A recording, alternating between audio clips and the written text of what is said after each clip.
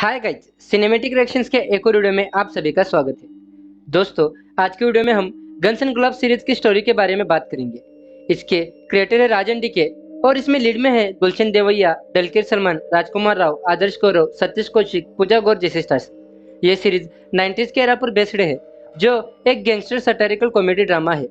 तो बिना किसी देरी के चलिए शुरू करते हैं एपिसोड 1 को। तो पहले एपिसोड की शुरुआत होती है कुछ स्कूल के दोस्तों से, जिसमें गंगाराम अपने दोस्त से झगड़ा कर रहा है कि वो अपनी गर्लफ्रेंड से सबसे ज्यादा प्यार करता है। यहाँ गंगाराम कहता है कि वो अपनी गर्लफ्रेंड के लिए जान भी दे सकता है, लेकिन फिलहाल के लिए दोनों ही अपनी गर्लफ्रेंड का नाम अपने कलाई पे गोदना शुरू कर देते हैं। लेकिन थोड़ा सा लिखने के बाद उन्हें दर्द कुछ ज्यादा होने लगता है। तब वो दोनों डिसाइड करते हैं कि आगे का नाम वो कल लिखेंगे। इसके बाद दो दोस्त यहाँ से चले जाते हैं और गंगाराम पेशाब करने के लिए रुक जाता है। लेकिन तभी वो देखता है कि कुछ लोग एक आदमी के पीछे हाथ धो के पड़े हुए हैं। वो लोग उस आदमी को पकड़ लेते हैं और फिर एक दूसरा आदमी आकर उस आदमी को बेरहमी से मार देता है। और अब ये सब कुछ गंगाराम दूर से देख रहा होता है। दोस्तों, जिस आदमी ने उस आदमी को मारा था उसका नाम था आत्माराम, और इसने जिस आदमी को मारा है उसका नाम है बाबू टाइगर। बाबू टाइगर अधमरी हालत में पड़ा था, लेकिन उसे सिगरेट पीने की तलब हो रही थी। तभी गंगाराम उसके पास जाता है और उसे सिगरेट पिलाने में मदद करता है। इसके बाद बाबू टाइगर गंगाराम के कानों में कुछ सीक्रेट बात कहता है। इसके बाद बाबू टाइगर अपना दम तोड़ देता है। अब अगली सुबह हम बाबू टाइगर के घर को देख पाते हैं, जहाँ पर सभी लोग रो रहे थे। और यहीं पर हम बाबू टाइगर की बेटी टीपू को देख पाते हैं, जिसे अपने पिता के जाने का बिल्कुल दुख नहीं था। तभी टीपू का दोस्त सुनील उसे कहता है कि तेरा बाप मरा है, कम से कम तुझे रोना तो चाहिए। इस पर टीपू कहता है, जरा मेरे बाप की शक्ल तो देख एक बार, ऐसा लग रहा है कि वो सिगरेट पीते हुए मर गया। फिर भी सुनील उसे कहता है, कम से कम एक्टिंग तो कर ले रोने की। तब यहाँ पर टीपू जबरदस्ती रोने की कोशिश करता है। फिर थोड़ी देर बाद यहाँ पर गांची साहब आते हैं। दोस्तों, बाबू टाइगर गांची साहब का बहुत ही खास आदमी था। गांची साहब के अफीम का बहुत बड़ा बिजनेस है और गुलाबगंज की वो बाहुबली है। लेकिन बाबू टाइगर उनका बहुत ही खास आदमी था और उसके चले जाने से उनको भी बहुत दुख हुआ है। गांची साहब यहाँ पर टीपू को कहते हैं कि तुम्हें अगर किसी भी चीज़ की ज़रूरत हो तो मेरे पास ज़रूर आना। तभी थोड़ी देर बाद यहाँ पर गंगाराम आता है बाबू टाइगर के बेटे को ढूंढते हुए। लेकिन यहाँ पर एक आदमी उसे भगा देता है और यहाँ पर हमें पता चलता है कि टीपू अपने पिताजी को बिल्कुल भी पसंद नहीं करता था। वो जो भी काम करते थे वो टीपू को ज़रा भी पसंद नहीं था और वो उनसे नफरत करता था। अब गांची साहब जब अपने घर पहुँचते हैं तो यहाँ उनका इंतज़ार एसपी मिश्रा कर रहा होता है। यहाँ पर गांची साहब एसपी मिश्रा पर खूब चिल्लाते हैं। वो कहते हैं कि हमारे इलाके में हमारे सबसे खास आदमी को मौत के घाट उतार दिया गया और पुलिस बस देखती रह गई। अब जब बाबू टाइगर की अर्थी को ले जाया जाता है, तभी टीपू को एहसास होता है कि उसकी पिताजी नहीं रहे, तो वो फुट फुट के रोने लगता है। और जब सुनील उससे पूछता है कि क्या हुआ, तो टीपू कहता है कि मेरा बाप कैसा भी था लेकिन मेरा बाप था। और इसके अगले सीन में हमें एक और नए कैरेक्टर को दिखाया जाता है, जिसका नाम अर्जुन वर्मा था। दोस्तों, अर्जुन नारकोटिक्स डिपार्टमेंट का एक ऑफिसर है और उसकी पोस्टिंग गुलाबगंज में हुई है और उसे गाने सुनने का बहुत शौक है। थोड़ी देर के बाद अर्जुन अपने ऑफिस पहुंच जाता है। वैसे तो अर्जुन की ज्वाइनिंग कल थी, लेकिन वो आज ही ऑफिस आ जाता है और यहाँ आते ही अर्जुन अफीम के बिजनेस के बारे में पूछने लगता है, क्योंकि इस इलाके का सबसे बड़ा धंधा अफीम ही है। कुछ दिनों के बाद गांची से सुकांतो नाम का एक आदमी मिलने के लिए आता है। दरअसल में वो अफीम के बिजनेस के बारे में बात करने के लिए आया था। वो गांची से कहता है कि उन्हें 60 टन अफीम चाहिए। इस पर गांची साहब कह देते हैं कि वो तो आराम से मिल जाएगा। इस पर सुकांतो कहता है कि यह अफीम मुझे नहीं चाहिए, यह अफीम मुझसे भी ऊपर के बहुत ही पावरफुल आदमी को चाहिए। तुम अगर अफीम देने का वादा कर रहे हो और तुम दे नहीं पाए तो वो बहुत ही बड़ी प्रॉब्लम खड़ी कर सकता है। फिर भी गांची साहब इस डील के लिए हाँ कर देते हैं। लेकिन प्रॉब्लम तो थी, क्योंकि गांची साहब जितना अफीम यहाँ पर उगाते हैं उससे भी ज़्यादा अफीम उन्हें देना था। अगले सीन में हम टीपू को देखते हैं। दोस्तों, टीपू एक मैकेनिक है और वो एक गैरेज में काम करता है। उसका एक सपना है कि वो एक दिन बहुत बड़ा गैरेज बनाएगा। थोड़ी देर बाद उसकी दुकान पर चंद्रलेखा नाम की एक लड़की आती है। तभी टीपू चंद्रलेखा की गाड़ी का पंचर बनाता है। तभी हमें पता चलता है कि टीपू चंद्रलेखा से बहुत ही ज़्यादा प्यार करता है। तभी लेखा टीपू से उसके पिता के बारे में पूछती है और कहती है कि तुम्हारे पिता बहुत ही बहादुर थे। यहाँ वो एक किस्सा सुनाती है। वो कहती है कि जब मैं 12वीं में थी तभी मार्केट में मुझे कुछ गुंडे परेशान कर रहे थे। तब तुम्हारे पिता ने उन लोगों को मारपीट कर वहां से भगा दिया था। इसके बाद लेखा यहाँ से चली जाती है। टीपू लेखा से प्यार तो करता है और शादी भी करने वाला है, लेकिन ये बात टीपू ने लेखा को कभी बताई नहीं थी। तभी थोड़ी देर बाद उसके पास सुनील आता है। सुनील टीपू से कहता है कि रोज चंद्रलेखा को देखने के लिए लड़के वाले आ रहे हैं। तुम्हें लेखा को अपने दिल की बात बता देनी चाहिए, नहीं तो उसकी शादी तय हो जाएगी और तुम देखते ही रह जाओगे। लेकिन टीपू को यह समझ नहीं आ रहा था कि आखिर वो लेखा को अपने दिल की बात कैसे बताएगा। तब सुनील उसे एक सुझाव देता है। वो कहता है कि हमें लेखा के लिए एक लेटर लिखना चाहिए और मैं एक लड़के को जानता हूँ जो लेखा को इंग्लिश में लेटर लिख सकता है। अब यहाँ पर टीपू भी मान जाता है। अब अगले सीन में हम गंगाराम को देखते हैं जो पढ़ाई में बहुत ही कमजोर है, और यहीं पर हम लाल कृष्ण को भी देखते हैं जो टॉपर है और ये इस क्लास का मॉनिटर भी है, और यही वो लड़का है जो इंग्लिश में लेटर लिखता है। तभी टीचर क्लास में आती है और सभी को बताती है कि तुम्हारे क्लास में एक नया एडमिशन हुआ है जिसका नाम है ज्योत्सना। अब अगली सीन में हम अर्जुन को देखते हैं जो अफीम के कारोबार को देख रहा है। दरअसल में गुलाबगंज में जितनी भी अफीम बनती है वो सरकार के लिए ही बनती है, तो ये अफीम आखिरकार कैसे बनती है इन्हीं को अर्जुन चेक कर रहा था। तभी यहाँ उसे मिलने के लिए एसपी मिश्रा आ जाते हैं और वो अर्जुन से बात करने लगते हैं। एसपी मिश्रा असल में अर्जुन के विचारों का पता लगाने आया था कि वो ईमानदार है या उसी की तरह है, लेकिन एसपी को पता चलता है कि अर्जुन एक ईमानदार ऑफिसर है। अब अगले सीन में हम लाल कृष्ण को एक लव लेटर लिखा हुआ देख पाते हैं जो कि वो टीपू के लिए लिख रहा था, और जब तक कोई लव सॉन्ग ना बजे तब तक लाल कृष्ण लव लेटर नहीं लिख पाता। थोड़ी देर बाद यहाँ पर गंगाराम आ जाता है और वो उससे लव लेटर के बारे में पूछता है, तो लाल कृष्ण उसे बताता है कि हाँ पूरा लिख लिया है। तब यहाँ गंगाराम उस लेटर को ले लेता है और लाल कृष्ण को पैसे देता है। अब अगले सीन में गंगाराम टीपू को लव लेटर देता है और लेटर देने से पहले वो बाबू टाइगर की बात कहना चाहता था, लेकिन टीपू लेटर को लेकर इतना एक्साइटेड था कि वो उसकी बातें सुनना ही नहीं चाहता था। गंगाराम यहाँ कहता है कि मैंने कुछ खाली जगह छोड़ी है, वहां पर तुम अपनी गर्लफ्रेंड का नाम लिख लेना। तभी टीपू से कहता है कि ये काम भी तुम भी कर दो, देर के बाद लेखा लिख दे। वैसे तो उसका नाम चंद्रलेखा है, लेकिन मैं उसे प्यार से लेखा बुलाता हूँ। लेकिन ये नाम सुनते ही गंगाराम हैरान हो जाता है। तभी उसे पता चलता है कि टीपू जिस लेखा की बात कर रहा है वो तो मेरी चंदा है। तभी वो टीपू से कहता है कि ये लेटर मैंने मेरे दोस्त से लिखवाया है, और अगर मैंने यहाँ नाम लिख दिया तो राइटिंग अलग अलग हो जाएगी, इसलिए नाम भी मैं अपने दोस्त से ही लिखवाऊंगा। अब वो लेटर लेके यहाँ से चला जाता है। अगले सीन में हम उसे स्कूल में देखते हैं जो सोच रहा है कि चंदा तो सिर्फ मेरी है और मैं उसे किसी का होने नहीं दूंगा। गंगाराम तो चंदा के लिए जान भी दे सकता है। वही अगले सीन में गांची साहब को यह टेंशन सता रही थी कि वो इतनी ज्यादा अफीम कैसे जमा करेंगे, और उन्हें इस बात की भी टेंशन हो रही थी कि आखिर बाबू टाइगर का मर्डर किसने किया। तभी गांची साहब का राइट हैंड महेंद्र उन्हें बताता है कि नबीद का खास आदमी आत्माराम ने उसे मारा है। वो कहता है कि आत्माराम बहुत ही खतरनाक आदमी है, वो 4 कट में आदमी को मारता है, और साथ ही उसे कई लोगों ने मारने की कोशिश भी की है, लेकिन वो हर बार बच जाता है। अब अगले सीन में हम टीपू को देखते हैं जो लेखा का इंतजार कर रहा था। थोड़ी देर बाद यहाँ पर लेखा आ जाती है जो स्कूल जा रही थी, लेकिन यहाँ पर टीपू की हिम्मत नहीं होती कि वो लेखा को लेटर दे सके। लेकिन सुनील के फोर्स करने पर वो लेखा के पीछे भागता है और वो लेखा को रोककर उसे लेटर देता है। लेटर देने के बाद वो वहां से भागकर वापस आ जाता है। लेटर पढ़ते ही वो टीपू के पास आती है और उस लेटर को टीपू के ऊपर फेंक कर उसे भला बुरा कहकर वहां से चली जाती है। ऐसा होने के बाद टीपू का दिल टूट जाता है और वो बहुत ज्यादा उदास हो जाता है। अब अगले सीन में हम अर्जुन और उसकी वाइफ को देखते हैं। यहाँ पर अर्जुन अपनी वाइफ से माफी मांगता है क्योंकि हमेशा ट्रांसफर हो जाने की वजह से उसकी बीवी को प्रॉब्लम होती है, लेकिन उसकी पत्नी उसे कहती है कि मुझे कोई फर्क नहीं पड़ता क्योंकि मैं तुम्हें बहुत प्यार करती हूँ। और यहीं पर हमें पता चलता है कि ज्योत्सना अर्जुन की बेटी है। थोड़ी देर के बाद उनके टेलीफोन पर एक कॉल आता है। जैसे ही उसे अर्जुन की वाइफ उठाती है तो कोई कुछ नहीं बोलता। तब वो अर्जुन को बताती है कि ऐसा बहुत बार हो चुका है।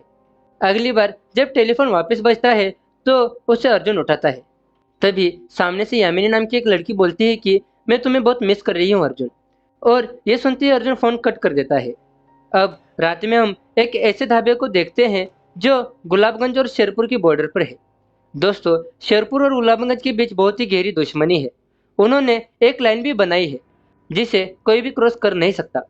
इस ढाबे पर गांधी साहब का बेटा जुगनू हमेशा आता है और यहीं पर हमेशा दोनों गांव वालों के बीच झगड़ा भी होता रहता है। और इस बार भी दोनों गांव वालों के बीच हाथापाई हो जाती है और एक दूसरे को बुरी तरह से मारते हैं। तभी जुगनू चुपचाप से बाहर आता है और शेरपुर के आदमी की गाड़ी में कोल्ड ड्रिंक मिला देता है। इसके बाद हम टीपू को देखते हैं, जो लेखा को दिए गए लेटर को देखकर बुरी तरह से रो रहा था। दरअसल जो लेटर लालकृष्ण ने लिखा था, वो लेटर गंगाराम ने टीपू को दिया ही नहीं और एक गंदा सा लेटर दे दिया था। उसी रात को हम अर्जुन को देखते हैं, जो यामिनी से मिलने चला जाता है। दूसरी तरफ जुगनू ने जिस बाइक में कोल्ड ड्रिंक मिलाई थी, वो बाइक थोड़ी देर बाद बंद पड़ जाती है। वो लोग टीपू के गैराज में पहुंचते हैं, लेकिन टीपू अपने गैराज को बंद कर रहा था।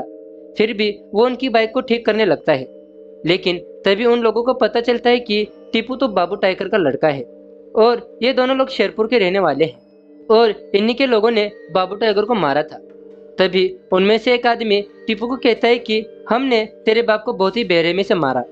यहाँ पर वो आदमी टीपू को एक्टिंग करके बताता है कि जब हमने तेरे बाप को मारा था, तब वो बहुत ही ज्यादा तड़पा था।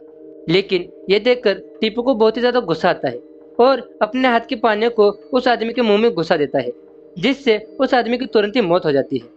जो दूसरा आदमी था, वो ये देखकर भागने लगता है, लेकिन तभी टीपू उसका पीछा करता है और उसे भी पानी से मार डालता है। और इसी के साथ ये पहला एपिसोड यहाँ पर खत्म हो जाता है। अब सेकंड एपिसोड की शुरुआत में हम टीपू और सुनील को देखते हैं, जो एक डेड बॉडी को ठिकाने लगाने के लिए पहाड़ों पर आ गए हैं। यहाँ पर वो उस बॉडी को खाई में फेंक देते हैं और उसकी गाड़ी भी। और दूसरी बॉडी के बारे में पुलिस वालों को पता चल जाता है और वो उस बॉडी को लेके चले जाते हैं। आगे हम आत्माराम को देखते हैं, जो कि एक ऐसी जगह पर पहुंचता है जहाँ पर एक आदमी अपने जादू का प्रदर्शन कर रहा है। तभी आत्माराम भी उसके पास जाता है, तो वो आदमी आत्माराम को एक ताबीज देता है और कहता है कि ये ताबीज तुम्हें मौत से बचाएगा। लेकिन आत्माराम को तो पहले से ही 7 जिंदगियों का वरदान प्राप्त है। इसके बावजूद वो उस ताबीज को अपने पास रख लेता है। अब अगले सीन में हम अर्जुन को देखते हैं, जो रात को यामिनी से मिलने एक होटल में गया था। यहाँ पर यामिनी उसे कहती है कि मैं तुम्हें बहुत ही ज्यादा मिस कर रही थी, लेकिन अर्जुन जानता था कि ये बात तो नहीं है। तभी यामिनी उसे एक नंबर देती है और एक आदमी से मिलने के लिए कहती है। अब आगे हम देखते हैं कि टीपू ने अपने पाने से 2 आदमियों को मारा था, इसलिए वो अपने पाप धोने के लिए पूजा करवाना चाहता है। इसलिए वो एक पुजारी के पास जाता है। तभी पुजारी इनसे पूछता है कि आखिर तुम्हें किस चीज की पूजा करवानी है। इस पर टीपू उनसे कहता है कि हर चीज की। तभी पुजारी उनसे कहता है कि भगवान को बताना पड़ता है कि आखिर तुम किस चीज के लिए पूजा करवा रहे हो। इस पर टीपू उनसे कहता है कि मैंने हाल ही में 2 लोगों को भगवान के पास पहुंचाया है। तब पुजारी पूजा करता है और साथ में उसे ताबीज देता है और कहता है कि ये 20 रुपए का ताबीज है, जो तुम्हारे 24 घंटे सुरक्षा करेगा। फिर वो पुजारी एक और ताबीज दिखाता है, जो 4 दिन रक्षा करेगा, लेकिन वो 50 रुपए का था। ये सुनकर टीपू कहता है कि इतने में तो 5 दिन का पेट्रोल आ जाएगा। लेकिन सुनील के कहने पर टीपू उस ताबीज को ले लेता है। अगले सीन में हम गांची साहब को देखते हैं, जो पुलिस स्टेशन पहुंचे हैं अर्जुन से मिलने। वो यहाँ पर अर्जुन से मिलते हैं और अर्जुन भी उनका स्वागत करता है, क्योंकि ये दोनों पहली बार मिल रहे थे। यहाँ पर गांची साहब अर्जुन को अपने साथ मिलाने आए थे, लेकिन अर्जुन एसपी मिश्रा जैसा नहीं है, वो ईमानदार है, इसलिए यह अर्जुन गांची को मना कर देता है। अब अगले सीन में हम टीपू को देखते हैं, जो लेखा को दिए गए लेटर को देखकर उदास था। इसके बाद टीपू गांची साहब के पास आता है, जहाँ पर उसे बंटी नाम का एक आदमी मिलता है। टीपू यहाँ पर बंटी को बताता है कि कल रात मैंने शेरपुर के 2 लोगों को पानी से मारा है। दूसरी तरफ अर्जुन के मना करने से गांची साहब का बीपी हाई हो गया था और उनके लिए ये डील बहुत ही ज्यादा जरूरी थी और इसी वजह से वो टेंशन में भी रहने लगे थे। बाहर निकलने पर वो देखते हैं कि उनके घर पर सीढ़ियों का काम चल रहा है और सीढ़ियों में शीशम की लकड़ियों का इस्तेमाल हो रहा है। लेकिन लकड़ी वाला कहता है कि अगर सागवान की लकड़ियां होती तो मजबूती ज्यादा होती। लेकिन उसे गांची साहब कहते हैं कि तो अपना काम कर, मुझे मत बता मुझे क्या करना है। इसके बाद गांची साहब टीपू से मिलते हैं। यहाँ टीपू उन्हें बताता है कि कल रात मैंने शेरपुर के 2 लोगों को मेरे पानी से मार दिया, क्योंकि वो मेरे पिताजी के बारे में उल्टा सीधा कह रहे थे और यहीं पर टीपू का नाम पानाधारी टीपू पड़ गया था। टीपू गांची साहब से मदद मांगने आया था कि कल रात उसने जो भी किया उस पर पुलिस केस ना हो और गांची साहब भी कह देते कि तुम्हें टेंशन लेने की कोई ज़रूरत नहीं है। अब हमें स्कूल का सीन दिखाया जाता है जिसमें आज यूनिट टेस्ट के रिजल्ट आए थे। हमेशा की तरह गंगाराम इस बार भी फेल हो जाता है, लेकिन हमेशा टॉपर आने वाला लाल कृष्ण इस बार सेकंड आया था, क्योंकि फर्स्ट प्लेस पर ज्योत्सना आई थी और आज से क्लास की मॉनिटर भी ज्योत्सना बन जाती है और अब लाल कृष्ण से उसका बैच भी छीन लिया जाता है, जो देखकर लाल कृष्ण को बुरा तो लगा था। अगले सीन में हम टीपू को देखते हैं जो 24 घंटे सिर्फ उस लेटर के बारे में सोच रहा था। वो सोच रहा था कि लेखा ने मुझे रिजेक्ट तो किया, लेकिन उसने मुझे बुरा भला भी सुना दिया। फिर यहाँ पर सुनील उस लेटर को देखता है और टीपू से कहता है कि इसमें से तो वो खुशबू नहीं आ रही है जो पहले लेटर से आ रही थी। फिर टीपू अपने दुकान में काम करने वाले लड़के कमरकट से उस लेटर को पढ़वाता है जो 10वीं पास है। वो लड़का उन्हें लेटर पढ़कर बताता है और हिंदी में मीनिंग भी बताता है। यहाँ पर वो लड़का कहता है कि ये लेटर लव लेटर नहीं है, बल्कि हवस से भरा लेटर है, जिसे सुनने पर टिप्पू को बहुत ही ज्यादा गुस्सा आता है और वो सीधा सुनील को लेकर गंगाराम और उसके दोस्तों के पास चला जाता है और उनके पास जाकर बहुत चिल्लाता है। उन्हें देखकर गंगाराम कहता है कि इस लेटर को मैं चंद्रलेखा तक नहीं पहुंचा सकता, क्योंकि मैं चंदा से प्यार करता हूँ और मैंने तो चंदा का नाम मेरे हाथों पर भी गुदवाया है। मैं चंदा के लिए जान भी दे सकता हूँ। ये सुनकर टिप्पू को गुस्सा आता है और वो नन्नू यानी कि लाल कृष्ण और गंगाराम को पकड़ लेता है। अब उसे नया लेटर लिखवाना था, इसलिए वो नन्नू से लेटर लिखवाता है। तभी नन्नू उनसे कहता है कि मैं बिना म्यूजिक के लेटर नहीं लिख सकता। तभी टिप्पू गाना गाना शुरू कर देता है जो काफी बेसुरा था। ये सुन के नन्नू कहता है कि ये नहीं, टेप रिकॉर्डर वाले गाने, और उन्हीं को सुन के मुझे फीलिंग आती है और तभी मैं लव लेटर लिख सकता हूँ। तभी गंगाराम के जरिए नन्नू के घर से टेप रिकॉर्डर और सेंट मंगवाया जाता है। वहीं दूसरी तरफ राम प्रसाद जी अर्जुन को शेरपुर और गुलाबगंज की कहानी सुनाते हैं। वो कहते हैं कि दोनों तरफ अफीम की खेती बहुत होती है, लेकिन उसमें से थोड़ा % गवर्नमेंट को भेजा जाता है, बाकी नबीद और गांची साहब इस अफीम को महंगे भाव में दूसरी तरफ भेज देते हैं। दूसरी तरफ नन्नू का टेप रिकॉर्ड आ गया था, उसमें इंग्लिश गाने चालू हो गए थे और नन्नू ने लेटर लिख भी दिया था और देखते देखते उसने काफी अच्छा लेटर लिखा था। और फिर अगले दिन बिना कोई देर किए टीपू लेखा के पास पहुंच जाता है और उससे कहता है कि जो लेटर मैंने तुम्हें दिया था वो लेटर मैंने किसी और से लिखवाया था और उस लड़के ने मुझे दूसरा लेटर दे दिया था, लेकिन मेरे कहने का इंटेंशन वो नहीं था। तभी टीपू यहाँ पर लेखा को एक और दूसरा लेटर देता है और कहता है कि ये लेटर भी इंग्लिश में है। तभी लेखा उसे कहती है कि तुम लेटर हिंदी में भी लिख सकते हो। तभी यहाँ पर एक आदमी जो दाढ़ी कर रहा था वो टीपू से कहता है कि अबे टीपू, मेरी गाड़ी का क्या हुआ, तूने उसे अभी तक ठीक किया है कि नहीं। ये सुन के लेखा वहां से चली जाती है। तभी टीपू को गुस्सा आ जाता है और वो उस आदमी की गाड़ी को बीच रास्ते में छोड़कर चला जाता है।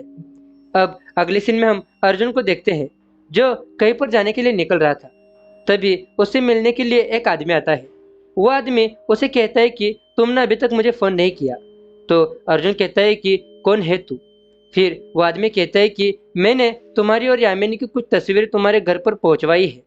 यहाँ पर उस आदमी का नाम धीरज था और वो अर्जुन को ब्लैकमेल कर रहा था, क्योंकि उसे अर्जुन से एक काम निकलवाना था। वो कहता है कि अब तक तो वो तस्वीरें तुम्हारी बीवी ने देख भी ली होगी और तुम्हारे पास टाइम भी कम है। ये सुन के अर्जुन हड़बड़ी में अपने घर के लिए निकल जाता है। वहीं अर्जुन के घर पर बहुत सारे मेल आ गए थे और अर्जुन की बीवी बारी बारी से सभी मेल्स को चेक कर रही थी और तभी उसे तस्वीर वाली मेल भी मिल जाती है।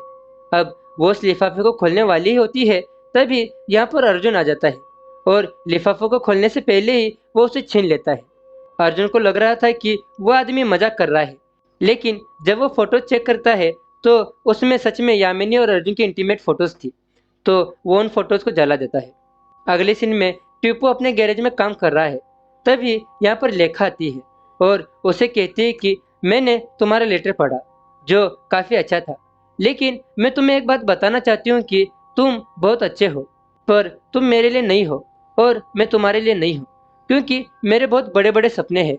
तुम जितनी चादर है उतना ही पैर फैलाते हो, लेकिन मैं मेरी चादर को ही बड़ा करना चाहती हूँ। मेरे बहुत सारे सपने हैं जिन्हें तुम पूरा नहीं कर सकते, इसलिए तुम मुझे भूल जाओ। लेकिन जाते वक्त लेखा टीपू से पूछती है कि मैंने सुना है कि तुमने शेरपुर के आदमी को मार दिया। तो टीपू कहता है कि तुम्हें कैसे पता चला। तभी लेखा कहती है कि बताओ ना कैसे मारा। तभी टीपू कहता है कि मैंने उन्हें पानी से मारा।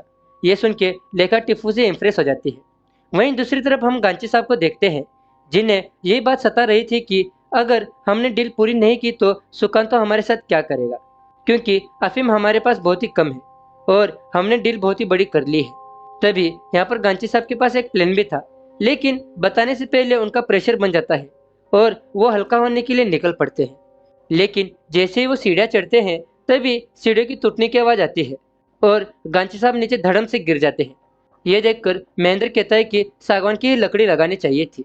उसी रात को हम टीपू और सुनील को भी देख पाते हैं, जो एक पिक्चर देखकर आते हैं, जो कि उन्होंने पहले से देख रखी थी, लेकिन सुनील को ये पिक्चर देखनी थी। वो दोनों उस पिक्चर को देखकर घर वापस लौट रहे थे। जब वो घर पर वापस लौट रहे थे, तब उन्हें कुछ लोग घेर लेते हैं। ये लोग आत्माराम के लोग थे और आत्माराम भी उनके सामने खड़ा हुआ था। उसे देखकर ये दोनों भाग जाते हैं, लेकिन सुनील आत्माराम के हाथ लग जाता है और टीपू छत पर से सब कुछ देख रहा होता है। देखते ही देखते आत्माराम सुनील को 4 कट मार के मार डालता है और ये देखकर भी टीपू कुछ नहीं कर पाता और इसी के साथ ये दूसरा एपिसोड यहाँ पर खत्म हो जाता है। अब थर्ड एपिसोड की शुरुआत में हम सुनील के घर को देखते हैं।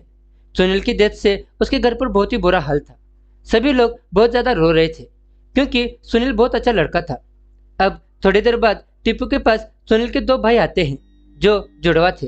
तभी यहाँ हमें पता चलता है कि सेम सुनील जैसे दिखने वाले उसके 2 और भाई थे, जो टीपू को बता रहे थे कि सुनील तुम्हें भाई की तरह मानता था। अगले सीन में हम हॉस्पिटल देखते हैं, जहाँ हमें पता चलता है कि गांची साहब अब कोमा में चले गए हैं और उनके वापस आने की बहुत कम उम्मीद थी। इसलिए महेंद्र और जुगनू डिसाइड करते हैं कि गांची साहब कोमा में गए हैं, ये बात बाहर नहीं जानी चाहिए, क्योंकि अगर ये बात बाहर गई तो नाबिद इस मौके का फायदा उठाएगा और सारे के सारे अफीम को अपने अंदर कर लेगा। इसके बाद हम अर्जुन को देखते हैं, जो जेल जाता है प्रताप नाम के आदमी से मिलने। यहाँ हमें पता चलता है कि प्रताप पहले IAS ऑफिसर था, लेकिन वो एक करप्ट ऑफिसर था। लेकिन अर्जुन की वजह से वो सलाखों के पीछे है, इसलिए प्रताप अर्जुन से बदला लेना चाहता है। इसलिए उसने यामिनी को अर्जुन के पीछे भेजा था और अर्जुन भी प्रताप की जाल में फंस गया है। अगले सीन में आत्माराम एक टेलीफोन बूथ से नबीद के पास फोन करता है। नबीद उसे कहता है कि जल्दी शेरपुर आओ, मुझे तुमसे बात करनी है। लेकिन आत्माराम तो घमंड से भरा हुआ था, वो सीधी तरह से उससे बात भी नहीं करता और जैसे 1 मिनट पूरा होता है वो फोन रख देता है। अब हम जुगनू को देखते हैं, जो अपने दोस्त निर्मल के घर पर आया था। दोस्तों, निर्मल जुगनू का स्कूल का और कॉलेज का एक लौता दोस्त था, लेकिन अब उसने भी शादी कर ली है मालिनी नाम की एक लड़की से और मालिनी को देखकर जुगनू मोहित हो गया था। जुगनू यहाँ पर मालिनी के करीब आने की कोशिश कर रहा था और ये सारी चीजें निर्मल नोटिस कर रहा था। अब आगे हम लेखा को देखते हैं, जो टीपू से मिलने उसके घर पर आई थी। यहाँ पर वो सुनील के बारे में बात करती है, तो टीपू से बताता है कि सुनील मेरे भाई जैसा था, बल्कि भाई से भी बढ़कर था। उसने मेरा हमेशा साथ दिया और अब इस शहर में मेरे लिए कुछ भी नहीं बचा है, इसलिए मैं शहर को छोड़ के जा रहा हूँ, क्योंकि अगर मैं यहाँ पर रहा तो मैं मेरे बाप की तरफ बन जाऊंगा और मैं नहीं चाहता कि मैं मेरे बाप के रास्ते पर चलूँ। इसके बाद आत्माराम नबीद से मिलने शेरपुर जाता है। यहाँ पर नबीद आत्माराम पर चिल्लाता है कि उसने टीपू के दोस्त को क्यों मारा, मैंने तो तुम्हें टीपू को मारने के लिए भेजा था। और दोस्तों, यहाँ पर पहली बार हुआ था कि आत्माराम के हाथों से कोई बच गया था। इस पर आत्माराम नबीद से कहता है कि आगे से ऐसी गलती नहीं होगी और अपनी गाड़ी से यहाँ से चला जाता है। अब अगले सीन में हम सुकांतो के एक आदमी को देखते हैं, जो गांची साहब के घर पर आया था डील के बारे में पूछने। उसे मालूम है कि ये लोग डील पूरी नहीं कर पाएंगे, लेकिन जुगनू जो है वो तो फुल जोश में है और एटीट्यूड में उस आदमी को कह देता है कि डील तो हम पूरी करके ही रहेंगे। और ये सब बातें महेंद्र नोटिस कर रहा था कि आखिर जुगनू ऐसा क्यों कर रहा है, वो ऐसी बड़ी बड़ी बातें क्यों कर रहा है, और हमें समझ आता है कि गांची साहब की गद्दी का ये जोश है। दूसरी तरफ नबीद के लोग हॉस्पिटल में छानबीन कर रहे थे और उन्हें एक आदमी के द्वारा पता चल जाता है कि गांची साहब जो है वो कोमा में है। और यह बात जैसे ही आत्माराम को पता चलती है, वो ये बात नाबिद को बता देता है। नाबिद इस बात का फायदा उठाना चाहता था, क्योंकि अगर गांची साहब कोमा में है तो मैं उनके अफीम पर अपना कब्जा जमा सकता हूँ। इसके बाद हम यामिनी को देखते हैं। यहाँ पर यामिनी से अर्जुन मिलने आया था और यामिनी उसे कहती है कि मैं प्रताप के लिए काम करती हूँ और अगर प्रताप नहीं होता तो शायद मैं भी नहीं होती। उन्होंने मुझे बहुत ही कुछ दिया है और उन्हीं के कहने पर मैं तुम्हारे नज़दीक आई, लेकिन तुम्हारे नज़दीक आने के बाद जो फीलिंग आई थी वो रियल थी। इसके बाद हमें स्कूल का सीन दिखाया जाता है, जहाँ पर सभी लोग मस्ती कर रहे थे यहाँ पर गंगू कुछ ऐसी हरकतें कर देता है जिससे ज्योत्सना को गुस्सा आ जाता है और वो क्लास की मॉनिटर थी, इसलिए वो ब्लैक बोर्ड पर उनका नाम लिख लेती है। ये देखकर नन्नू को गुस्सा आ जाता है। वो कहता है कि आज तक ब्लैक बोर्ड पर मेरा नाम नहीं लिखा गया, लेकिन रूल बुक में ऐसा कुछ नहीं लिखा था, इसलिए उसे भी सजा मिलती है। अब अगले सीन में टीपू डिसाइड कर देता है कि वो इस शहर को छोड़ देगा, इसलिए वो जाते जाते अपने चेले कमरकट से कहता है कि अपने काम पर ध्यान देना और मैं जब तक नहीं आ जाता अपने गैराज का ख्याल रखना। इसके बाद वो बस में बैठकर जाने लगता है, लेकिन जैसे ही वो जा रहा था तभी टीपू को आत्माराम दिखाई देता है। वो तुरंत ही बस को रुकवा देता है और जैसे वो आत्माराम को देखता है उसके मन में बदले की भावना जाग जाती है और अब वो किसी भी हालत में अपने दोस्त का बदला लेना चाहता है। इसलिए वो गांची साहब के पास पहुंच जाता है। यहाँ पर गांची साहब तो नहीं थे, लेकिन जुगनू था। जुगनू से मिलने के बाद टीपू उसे कहता है कि मैं तुम्हारे लिए काम करूंगा क्योंकि मुझे अपने दोस्त का बदला लेना है। तब जुगनू उसे कहता है कि गांची साहब एक एक्सीडेंट की वजह से कोमा में चले गए हैं, इसलिए वो हॉस्पिटल में है और तुम्हारा ये काम है कि तुम हॉस्पिटल में रहकर उनका ख्याल रखोगे। तुम्हें अपनी जान भी क्यों ना देनी पड़े, तुम उनके साथ ही रहोगे। वहीं दूसरी तरफ नबीद के आदमी गांची साहब की अफीम पर अपना कब्जा जमाने लग गए थे क्योंकि उन्हें पता चल गया था कि गांची अब हॉस्पिटल में है और वो कोमा में है, इसलिए वो सभी माल को जब्त करना शुरू कर देते हैं। वहीं दूसरी तरफ टीपू बंटी और सुनील के भाइयों के साथ बैठा था। यहाँ अचानक से वो रोने लगता है और कहता है कि उस पिक्चर को हमें देखने ही नहीं जाना चाहिए था। अगर हम पिक्चर देखने नहीं जाते तो आज सुनील जिंदा होता, और वो भी हम ऐसी पिक्चर देखने गए थे जो हमने पहले ही देख रखी थी, और देखी दिखाई पिक्चर के चक्कर में मेरे दोस्त की जान चली गई। अब टीपू यहाँ कसम खाता है कि मैं मेरे दोस्त का बदला लेके रहूंगा। अगले सीन में हम अर्जुन को देखते हैं, जिसे राम प्रसाद कहता है कि गांची साहब अब कोमा में चले गए हैं। इसका मतलब ये बात अब धीरे धीरे सब तरफ फैल गई थी और इन्हें यह भी पता चल गया था कि अब गांची साहब कोमा में है तो नबीद उनके माल पर कब्जा करना शुरू कर देगा, और नबीद से ऐसा ही करता है। और ये बात जुगनू को भी पता चल गई थी कि उनका माल नबीद ले रहा है।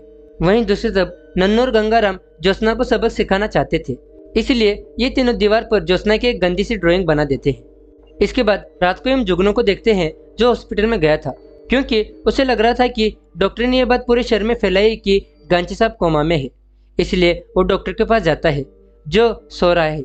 उसे जगाने के लिए जुगनू कांच के जग को एक फर्श पर पटक देता है। तब डॉक्टर जाग जाता है। तभी जुगनू से कहता है कि मेरा बाप कोमा में है और तुम सुकून की नींद सो रहे हो। इस पर डॉक्टर कहता है कि मुझसे जो हो सकता है वो मैं कर रहा हूँ, मैं अपना बेस्ट दे रहा हूँ। लेकिन जुगनू गुस्से में था। ये देखकर डॉक्टर कहता है कि अभी मुझे नींद आ रही है, कल सुबह बात करते हैं। डॉक्टर यहाँ से जा रहा था, लेकिन जुगनू ने अपनी बात पूरी नहीं की थी, इसलिए वो डॉक्टर को गुस्से में खींच के पटक देता है, जिसकी वजह से कांच के जग के टुकड़े डॉक्टर के गले में घुस जाते हैं और वो मर जाता है। ये देखकर जुगनू के मेंबर्स उसे शाबाशी देते हैं अपने पहले मर्डर के लिए, लेकिन यहाँ जुगनू उल्टियाँ करने लगता है। तभी एक नर्स आती है और वो डॉक्टर को देखकर चिल्लाने लगती है, और इसी के साथ ये एपिसोड यहाँ पर खत्म हो जाता है। अब चौथे एपिसोड की शुरुआत में हम जुगनू को देखते हैं, जिसने रात को एक डॉक्टर को गलती से मार दिया था। अब कहीं और जाने का रास्ता नहीं था, इसलिए वो अपने दोस्त निर्मल के पास आ जाता है। यहाँ पर जब वो मालिनी को देखता है तो वो उसको चाय बनाने को कहता है। जुगनू अपने दोस्त निर्मल को बहुत मानता है और कहीं ना कहीं जुगनू को निर्मल की बीवी भी पसंद आ गई थी। अब अगले सीन में राम प्रसाद अर्जुन को उस ढाबे पर लेके जाते हैं जहाँ पर शेरपुर और गुलाबगंज की सीमा खत्म होती है, और वो यहाँ पर उनकी एक लाइन भी बताता है जिसे क्रॉस करना एकदम मना है। यहीं पर वो लोग टीपू को देखते हैं जो कि एटीट्यूड दिखाकर कोल्ड ड्रिंक पी रहा था। तब रामप्रसाद अर्जुन को कहता है कि यह पानाधारी टीपू है जिसने हाल ही में शेरपुर के 2 लोगों को अपने पानी से मार दिया था और अब यह गांची के लिए काम करता है। वही हम टीपू को देखते हैं जो बंटी से कहता है कि हमें आत्माराम को ढूंढना होगा और वो तो यहाँ पर नहीं आने वाला, इसलिए हमें शेरपुर जाकर उसे खत्म करना होगा। तभी बंटी उसे कहता है कि ये इतना आसान नहीं है क्योंकि शेरपुर हमारे रिश्तेदार का घर नहीं है जो वहां गए और आत्माराम को ढूंढकर खत्म कर दिया। और यहाँ रामप्रसाद अर्जुन को गुलाबगंज और शेरपुर के गैंग के बारे में बताता है कि इन दोनों के बीच एक गहरी दुश्मनी है। कुछ दिन पहले अर्जुन ने गुलाबगंज का अफीम जब्त किया था और अब वो चाहता है कि शेरपुर के इलीगल अफीम को भी जब्त करे। वहीं दूसरी तरफ हम गांची साहब के घर पर एसपी मिश्रा को देखते हैं, जिसे हाल ही में पता चला है कि जुगनू ने एक डॉक्टर को मार दिया है।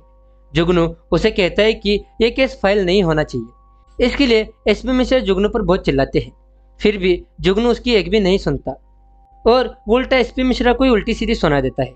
अब अगले सीन में हम ज्योत्सना की एक गंदी पिक्चर देख सकते हैं, जिसे जब ज्योत्सना देखती है तो उसे ज्यादा बुरा लगता है और उसे अंदर ही अंदर गुस्सा भी आ रहा था, क्योंकि अब सभी लोग उसे चिढ़ाने लगे थे, जो देखकर उसे बहुत बुरा लगता है।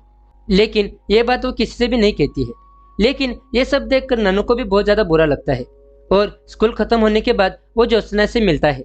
वो यहाँ पर ज्योत्सना से बातें करने की कोशिश करता है। आगे हम टीपू को देखते हैं, जो हॉस्पिटल में था और इंग्लिश सीख रहा था। उसने 2-4 शब्द याद भी कर दिए थे। तभी उसकी नज़र लेखा पर पड़ती है। वो भी हॉस्पिटल में थी और जैसे टीपू लेखा को देखता है वो उसे मिलने चला जाता है। लेखा यहाँ उसे बताती है कि वो उसके पिताजी के कुछ जरूरी चेकअप्स के लिए यहाँ पर आई है, लेकिन टीपू से कहता है कि तुम्हें लाइन में लगने की कोई ज़रूरत नहीं है, क्योंकि यहाँ पर मेरी बहुत चलती है। तभी वो एक कंपाउंडर को कहकर लेखा के पिताजी को चेकअप के लिए अंदर भेज देता है। यहाँ पर लेखा के पिताजी के अंदर जाने के बाद टीपू लेखा से बात करने लगता है। यहाँ कहीं ना कहीं इन दोनों के बीच बातें बढ़ रही थी। लेखा को भी कहीं ना कहीं टीपू पसंद आने लगा था। इसके बाद हम अर्जुन को देखते हैं, जो गुलाबगंज के एक खेत में रेड डालता है, जहाँ जितनी अफीम उगाने की परमिशन थी उससे भी ज्यादा अफीम ये लोग उगा रहे थे। ये देखकर अर्जुन उस सारे अफीम को सीज कर देता है। दोस्तों, ये सारा अफीम गांची का था और अर्जुन को मालूम है कि गांची अब हॉस्पिटल में है और इस बात का फायदा उठाकर अर्जुन सारे माल को जब्त कर देता है। और जब ये बात एसपी मिश्रा को पता चलती है, वो गुस्से में अर्जुन के पास चला जाता है और उस पर बहुत चिल्लाता है। वो कहता है कि कहीं पर भी बिना वारंट के रेड डालना इलीगल है। तो अर्जुन उसे कहता है कि मैं तो इंस्पेक्शन के लिए वहां पर गया था, लेकिन जब मैंने देखा कि यहाँ पर विदाउट परमिशन बहुत सारा अफीम उगाया जा रहा है, तो मैंने सारे अफीम को सीज कर दिया और मैंने हेड ऑफिस भी रिपोर्ट कर दी है। ये सुनकर एसपी मिश्रा को बहुत बुरा लगता है। वो कहता है कि अगली बार कुछ भी करने से पहले मुझसे जरूर पूछ लेना। लेकिन यहाँ पर हमें पता चलता है कि अर्जुन ने हेड ऑफिस में कोई भी रिपोर्ट नहीं भेजी है। एसपी को मालूम था कि गांची गैंग सुकांतों को इतने कम समय में इतना सारा अफीम डिलीवर नहीं कर पाएंगे, इसलिए एसपी मिश्रा नाबिद के पास जाता है। वो नाबिद से कहता है कि गांची गैंग इतना सारा अफीम सुकांतों को डिलीवर नहीं कर सकती, इसलिए मैं चाहता हूँ कि वो डील तुम करो और जो कमीशन मुझे गांची गैंग से मिलता था वो तुम दे देना। लेकिन यहाँ पर जुगनू ने कुछ आदमियों को एसपी मिश्रा के पीछे लगाया था और वो लोग ये सारी बातें सुन लेते हैं। अब रात होते ही नन्नू उस ड्राइंग को हटा देता है जो ज्योत्सना के लिए बनाई गई थी। नन्नू को कहीं ना कहीं ये बुरा लगा था, इसलिए उसने उस ड्राइंग को हटा दिया। अब रात होते ही जुगनू को पता चलता है कि एसपी मिश्रा उनको धोखा दे रहा है। उसने नाबिद के साथ हाथ मिला लिया है, जो सुनकर जुगनू को बहुत ज्यादा गुस्सा आता है। अब अगले दिन सुकांत तो नाबिद से डील करने के लिए जाता है और यहीं पर एसपी मिश्रा भी मौजूद था। उसे बस अपने कमीशन से मतलब है कि सुकांतों को उसका अफीम मिल जाए। सुकांतो यह नाबिद को कहता है कि यह बहुत बड़ी डील है और मुझे नहीं लगता कि तुम इस डील को पूरा कर पाओगे। लेकिन नाबिद कहता है कि मैं इस डील को पूरा करके ही रहूंगा। और जब ये दोनों बात कर रहे होते हैं, तभी यहाँ पर गांजे गैंग भी आ जाती है। जुगनू यहाँ सुकांतो से कहता है कि जब आपकी हमारे साथ डील हुई थी तो आप इससे हाथ क्यों मिला रहे हो। इस पर सुकांतो कहता है कि मुझे मालूम है कि तुम्हारा अफीम जब्त हो गया है और गांचे भाई भी हॉस्पिटल में है। लेकिन जुगनू सुकांतो को उल्टा सीधा कह देता है। तब सुकांतो जुगनू को एक कोने में लेके जाता है और उसे समझाने लगता है, लेकिन समझाने से पहले वो उसके पेट में एक जोरदार मुक्का मारता है, जिससे यहाँ पर जुगनू पूरी तरह से नीचे गिर जाता है और वो कुछ भी बोलने के लायक नहीं बचता। अब आगे हम अर्जुन को देखते हैं, जो शेरपुर जा रहा था राम प्रसाद के साथ, और वो वहां पर भी नाबिद के बहुत सारे अफीम को सीज कर देता है। हर बार सीज करने की फाइल तो बनती है, लेकिन अर्जुन उस पर साइन नहीं करता, तो इस तरह से उसने नाबिद के अफीम को भी जब्त कर दिया था। दूसरी तरफ हम टीपू और बंटी को देखते हैं, जो अपने मुंह पर मफलर लगाकर शेरपुर पहुंच गए थे और जगह जगह जाकर वो लंबे बाल वाले आदमी के बारे में पूछ रहे थे। वहीं दूसरी तरफ हम नाबिद को देखते हैं, जो अर्जुन के पास आया था क्योंकि उसने उसका माल जब्त कर दिया था। लेकिन अर्जुन को कोई फर्क नहीं पड़ता क्योंकि वो तो इल्लीगल था, इसलिए नाबिद उसका कुछ भी नहीं कर सकता है। और यहाँ पर राम प्रसाद अर्जुन को कहता है कि कोलकाता का सुकांत तो यहाँ डील करने के लिए आया है। दूसरी तरफ बंटी और टीपू की खोज अभी भी जारी थी।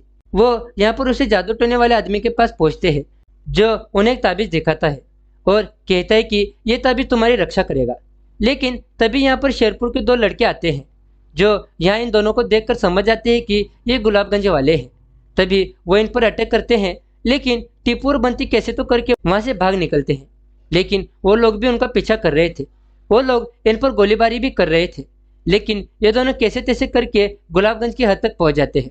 लेकिन यहाँ पर पहुंचते ही इनका पेट्रोल खत्म हो जाता है। तभी टीपू और बंटी बाइक को धक्का लगाकर ब्रिज को पार करते हैं। जैसे ही वो ब्रिज को पार करते हैं तभी यहाँ पर गुलाबगंज के कुछ और लोग आ जाते हैं, इसलिए शेरपुर की गैंग उस ब्रिज को पार नहीं करती है। तभी बंटी टीपू को चिल्लाते हुए कहता है कि हमें ताबीज खरीद लेना चाहिए था, और यहाँ पर शेरपुर के लोग शेरपुर वापस चले जाते हैं। इसके बाद हम अर्जुन और सुकांतो को देखते हैं। यहाँ पर ये दोनों डील के बारे में बात कर रहे थे। अर्जुन सुकांतो को कहता है कि मुझे मालूम है कि तुम यहाँ पर डील करने के लिए आए हो, लेकिन वो डील नहीं हो सकती क्योंकि इस इलाके में इतना अफीम है ही नहीं। लेकिन अर्जुन कहता है कि एक ही इंसान है जो इस डील को पूरा कर सकता है, और वो इंसान मैं हूँ, क्योंकि मैंने गुलाबगंज और शेरपुर दोनों के माल को जब्त कर दिया है। तो मेरे पास बहुत सारा माल है और मैं कुछ और माल इकट्ठा करके तुम्हारे इस डील को पूरा कर सकता हूँ। इसके बाद सुकांतो और अर्जुन के बीच डील हो जाती है। आगे हम टीपू को देखते हैं जो हॉस्पिटल में था, और वो गांची साहब को देखने चला जाता है जो कोमा में थे। लेकिन टीपू यहाँ पर गांची साहब के पैर को हिलते हुए देखता है, और इसी के साथ ये चौथा एपिसोड यहाँ पर खत्म हो जाता है। अब एपिसोड 5 की शुरुआत में हम अर्जुन को देखते हैं। यहाँ पर हमें एक फ्लैशबैक का सीन दिखाया जाता है जब अर्जुन प्रताप से मिलने जेल गया था। जब अर्जुन प्रताप से मिला था तब प्रताप ने बहुत सारे पैसों की मांग की थी। प्रताप कहता है कि अगर तुम मुझे इतना सारा पैसा दे दो तो मैं तुम्हें ब्लैकमेल नहीं करूंगा, और अर्जुन के पास दूसरा कोई रास्ता नहीं था और उसकी रेपुटेशन और फैमिली दांव पर लगी थी, इसलिए वो इस डील के लिए हाँ कर देता है। वहीं दूसरी तरफ टीपू ने गांची साहब के पैरों को हिलते हुए देखा था, इसलिए वो जुगनू और महेंद्र को हॉस्पिटल बुला लेता है। लेकिन जब ये गौर से देखते हैं तो गांची साहब कोई मूवमेंट नहीं करते। तभी डॉक्टर इन्हें बताते हैं कि कुछ रिकवरी की वजह से ऐसा हुआ होगा, क्योंकि गांची साहब अब थोड़े थोड़े ठीक हो रहे हैं।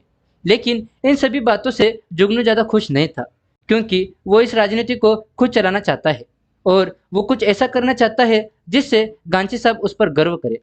दोस्तों, गांची साहब की पावर को लेकर उसे मजा आ रहा था, लेकिन गांची साहब की तरह कोई इसकी इज्जत नहीं करता, कोई इसे लायक नहीं समझता, और इसी चीज का मलाल उसे हमेशा रहता है, और इसी वजह से वो उल्टे सीधे फैसले ले लेता है। दूसरी तरफ नन्नू ज्योत्सना के साथ टाइम स्पेंड करने लगा था। इन दोनों के बीच दोस्ती बढ़ रही थी और ये दोनों बहुत अच्छा टाइम स्पेंड कर रहे थे। कहीं ना कहीं ज्योत्सना नन्नू को पसंद आ रही थी। दूसरी तरफ जुगनू और महेंद्र अर्जुन से मिलने जाते हैं, क्योंकि उन्हें बहुत सारा अफीम चाहिए था और इसके लिए अर्जुन उनकी हेल्प कर सकता था। इसलिए जुगनू यहाँ पर अर्जुन से कहता है कि अगर तुम हमारी मदद करो तो हम तुम्हें ढेर सारा कमीशन देंगे। इसके लिए वो अर्जुन से हाथ मिलाने की बात करता है, लेकिन अर्जुन यहाँ कहता है कि मैंने तुम्हारे बाप से हाथ नहीं मिलाया तो तुमसे क्या मिलाऊंगा। ये सुनने के बाद जुगनू को बहुत बुरा लगता है और वो वापस चला जाता है। अगले सीन में हम टीपू को देख पाते हैं जो नए कपड़े पहन के लेखा से मिलने जाता है। वो दोनों एक जगह पर आइसक्रीम खाते हैं। दोनों यहाँ पर काफ़ी अच्छी बातें कर रहे थे। ये सब टीपू को बड़ा अच्छा लग रहा था। टीपू को लग रहा था कि लेखा भी उसे पसंद करने लगी है। लेकिन जब टीपू लेखा को घर पर छोड़ने जाता है तो लेखा उससे कहती है कि हम दोनों मिले ये बात किसी से भी मत कहना। वहीं दूसरी तरफ जुगनू के पास कोई और रास्ता नहीं बचा था, इसलिए वो अपने सारे लोगों को इकट्ठा करता है और उनसे कहता है कि गुलाबगंज में जितने भी लोग अफीम उगाते हैं उनका अफीम अपने पास कर लो, और अगर वो ना माने तो उन्हें मारो पीटो, लेकिन मुझे वो सारा अफीम चाहिए। तब जुगनू के लोग ऐसा ही करते हैं और गुलाबगंज के सारे छोटे मोटे किसानों के पास जाकर उनका अफीम जब्त करना शुरू कर देते हैं। लेकिन उन किसानों में एक बुढ़ा आदमी था जो अफीम देने से मना कर रहा था, लेकिन उसे मारपीट कर उसका अफीम जब्त कर लिया जाता है। और आगे चलकर हमें यह पता चलता है कि ये बुढ़ा किसान कोई और नहीं बल्कि लेखा के पिताजी हैं। और लेखा को जैसे ही ये बात पता चलती है वो अपनी लूना उठाकर टीपू से मिलने चली जाती है।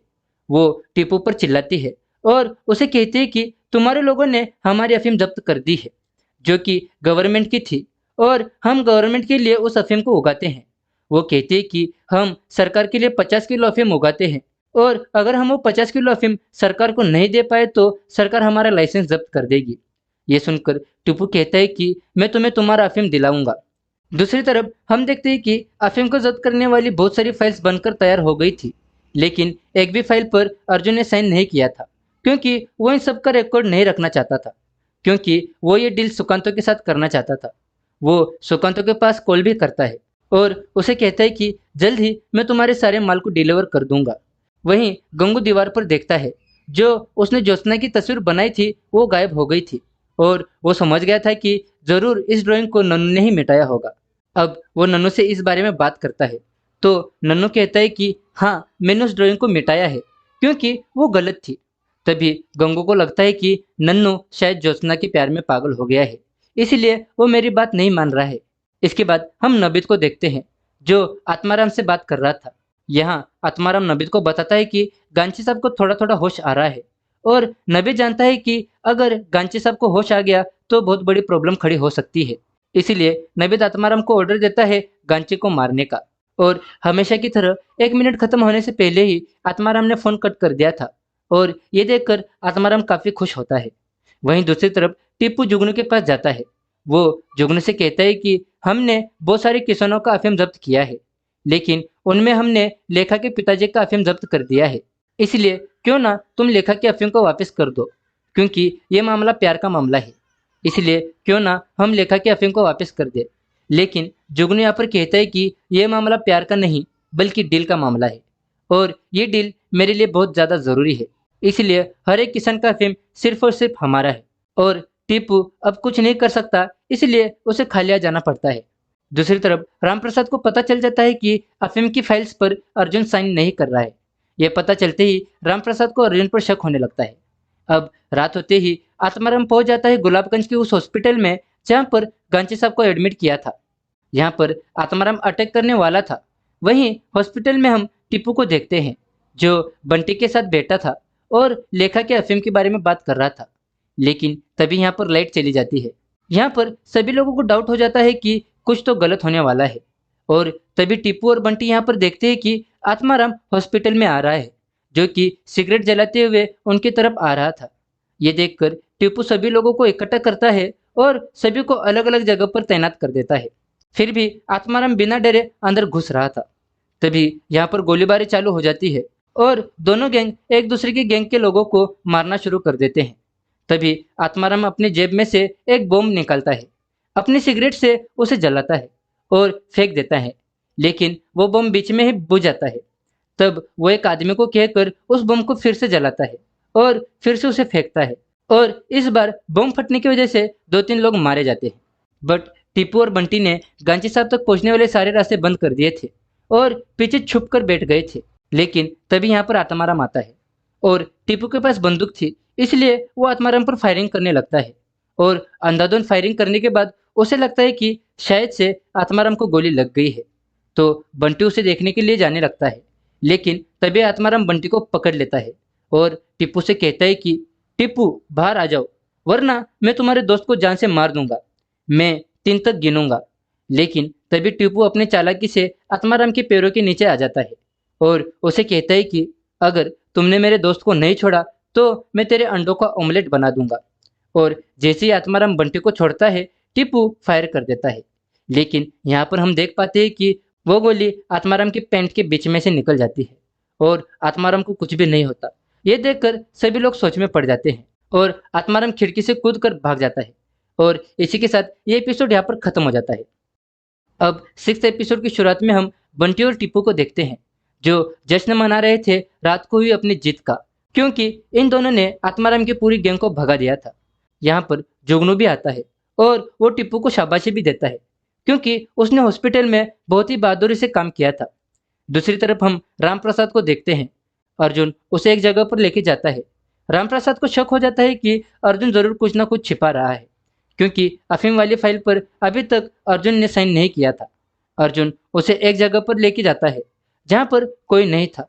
अर्जुन यहाँ पर रामप्रसाद को कहता है, जब मेरी दिल्ली में पोस्टिंग थी वहाँ पर मैं बहुत ही ईमानदारी से काम करता था, लेकिन जो पॉलिटिशियन थे वो बहुत ही गंदा काम करके बहुत सारे पैसे अपने जेब में भर लेते थे और मैं ईमानदारी से उनके लिए नौकरी करता था। तब मुझे समझ आया कि हमारी इस तुच्छ सी सैलरी में हमारी कोई इज्जत नहीं है। हम कुछ भी कर ले, ये ऊपर वाले लोग पैसों से हमें दबा ही देते हैं। अब आगे हमें स्कूल का सीन दिखाया जाता है, जहाँ स्कूल की छुट्टी हो गई थी। सभी लोग अपने घर जा रहे थे।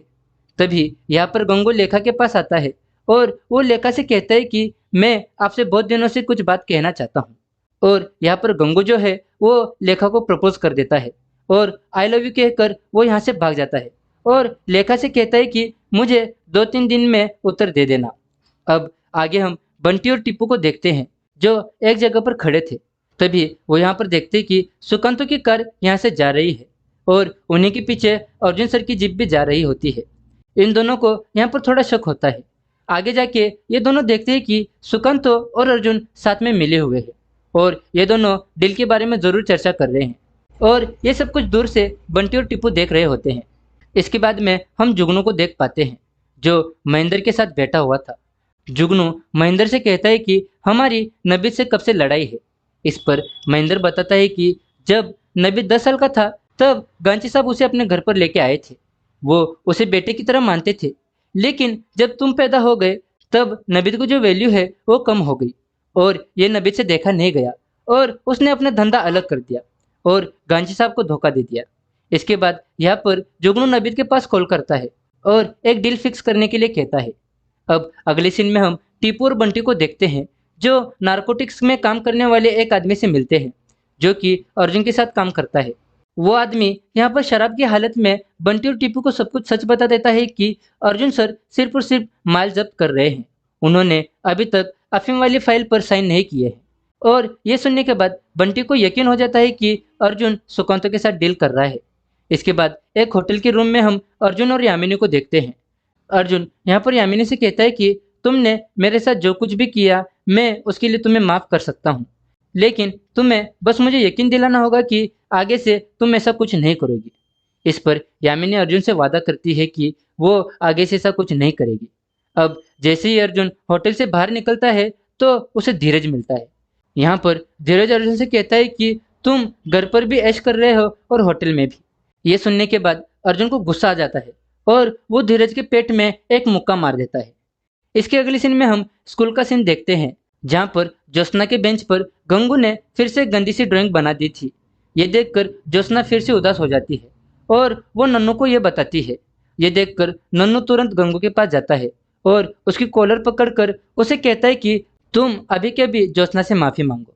अब गंगू ज्योत्सना से माफी तो मांगता है, लेकिन साथ ही में वो नन्नू से भी कहता है कि तुम भी इससे माफी मांगो, क्योंकि जो दीवार पर ड्राइंग बनाई थी वो हमने ही बनाई थी। और ये बात गंगू ज्योत्सना को बता देता है।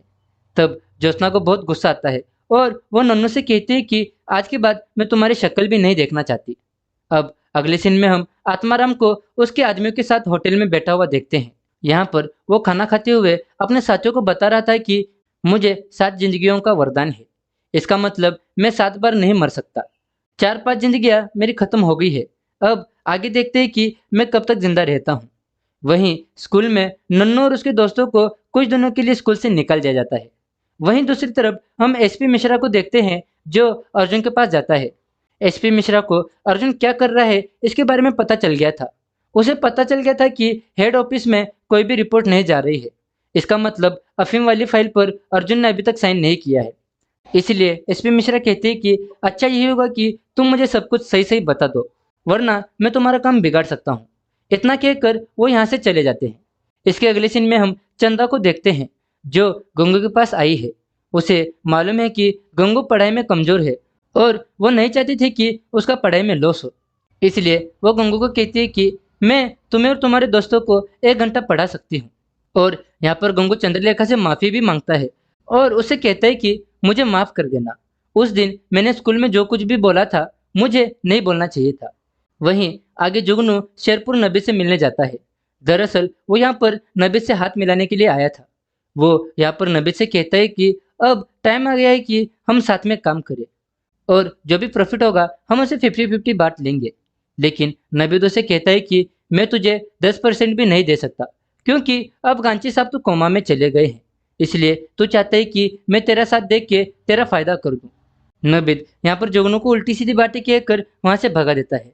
दूसरी तरफ हम टीपू और बंटी को देखते हैं जो अर्जुन का अफीम चुराने के लिए बहुत ही मेहनत कर रहे हैं। अब जम के कसरत करने के बाद जब रात होती है वो तुरंत ही अर्जुन के वेयर हाउस में पहुंच जाते हैं जहां पर अफीम रखा हुआ था।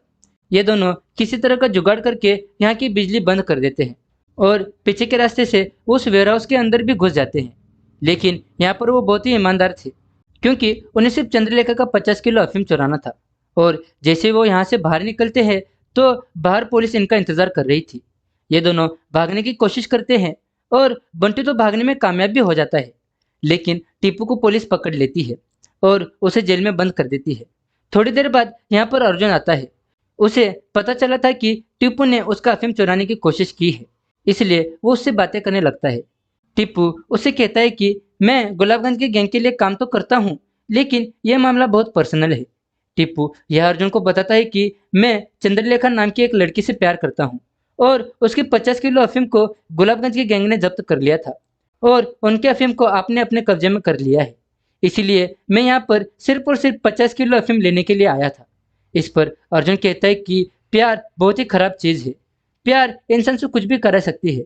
यहाँ पर अर्जुन को टीपू की बातें अच्छी लगी थी और वो भी यहाँ पर उसकी लव लाइफ के बारे में बताता है, जिसमें उसने भी प्यार में कुछ भी करने की ठान ली थी। अर्जुन टीपू को छोड़ देता है। इसके बाद हम गांची साहब को हॉस्पिटल में देखते हैं, जिन्हें धीरे धीरे करके होश आ रहा था और यहाँ पर डॉक्टर को भी पता चल जाता है कि गांची साहब को होश आ गया है। दूसरी तरफ टीपू बंटी से मिलता है और उसे बताता है कि अर्जुन सर को मैंने मेरी लव स्टोरी बताई और उन्होंने मुझे सही सलामत छोड़ दिया। और इसी के साथ ये 6th एपिसोड यहाँ पर खत्म हो जाता है। अब एपिसोड 7 की शुरुआत में हम देखते हैं कि गांची साहब को धीरे धीरे होश आ रहा था और महेंद्र और जुगनू गांची साहब को देखने के लिए आए थे, लेकिन जुगनू बाहर ही खड़ा था क्योंकि उसने अभी तक कोई ऐसा काम नहीं किया था जिससे उसके पिताजी को उस पर गर्व हो।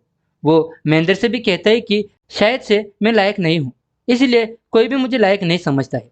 जुगनू महेंद्र से कहता है कि मैं कुछ बड़ा करना चाहता हूँ जिससे मेरे पिता मुझ पर गर्व करे, और यहाँ से जुगनू गांची साहब से बिना मिले ही चला जाता है। अब आगे हम अर्जुन को देखते हैं जो एसपी मिश्रा के पास जाता है। वो उससे कहता है कि मैं चाहता हूँ कि आप मेरे साथ पार्टनरशिप करें। मेरे पास यहाँ पर गुलाबगंज और शेरपुर दोनों की अफीम मौजूद है और मैं इस अफीम से सुकांतों के साथ डील करने वाला हूँ, लेकिन अफीम जिस जगह पर है वो वहाँ पर सेफ नहीं है, इसलिए मैं चाहता हूँ कि आप उसे सेफ रखने की गारंटी लें और इसके बदले हम दोनों 50-50 के पार्टनर होंगे। ये सुनकर एसपी मिश्रा को बहुत अच्छा लगता है क्योंकि उसको तो पैसों से मतलब था। इसके बाद वो सारे अफीम को गोडाउन से निकलवाता है और अब जब एसपी मिश्रा को 50% मिलने वाला था तो वो उस अफीम को एक ऐसी सेफ जगह पर लेके जाता है जहाँ पर कोई भी आ नहीं सकता था और फुल सिक्योरिटी भी देता है। वहीं दूसरी तरफ अर्जुन की बीवी को अर्जुन पर शक होता है क्योंकि उसके कपड़ों से लड़की वाली परफ्यूम की खुशबू आ रही थी। इसके बाद हम जुगनू को देखते हैं जो अपने दोस्त निर्मल के घर पर था।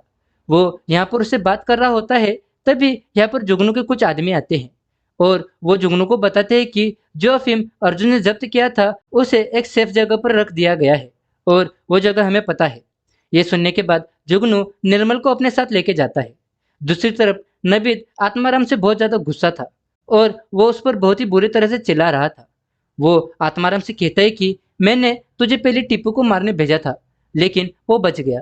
इसके बाद मैंने तुझे गांची साहब को मारने भेजा, वो भी बच गए हैं। तू किसी भी काम का नहीं है, इसीलिए अब मैं दूसरे कॉन्ट्रैक्ट किलर को हायर करने वाला हूँ। ये सुनकर आत्माराम को बहुत ज्यादा बुरा लगता है और वो तुरंत उठकर नबीद के पास जाता है और उसे भी 4 कट मारकर मार डालता है। ये बात किसी को भी पता नहीं चलती है और यहाँ से आत्माराम चुपचाप बाहर निकल आता है। आगे हम देखते हैं कि जहाँ पर अफीम रखा गया था वहाँ पर फुल सिक्योरिटी के साथ एसपी मिश्रा भी मौजूद था, लेकिन ये सारी खबर जुगनू और उसकी गैंग को पता चल गई थी। वो पूरी की पूरी फौज लेकर उस जगह पर पहुंच जाता है। जुगनू की गैंग के पास बहुत सारे हथियार थे। यहाँ आते ही वो गोलीबारी शुरू कर देते हैं। जो भी सामने आ रहा था वो उसे जान से मार रहे थे, जिनमें बहुत सारे पुलिस वाले मारे गए थे। यहाँ पर एक जोरदार शूटआउट होता है और इसी बीच एसपी मिश्रा को लगता है कि अब मैं नहीं बच पाऊंगा, इसलिए वो सरेंडर कर देता है। जैसे ही वो सामने आता है उसको देखकर जुगनू को बहुत गुस्सा आता है क्योंकि उसने धोखा दिया था, इसलिए जुगनू एसपी मिश्रा को जान से मार देता है। जैसे ही वो वेयरहाउस में पहुंचता है उसे पता चलता है कि अफीम का वो ट्रक यहाँ पर नहीं है।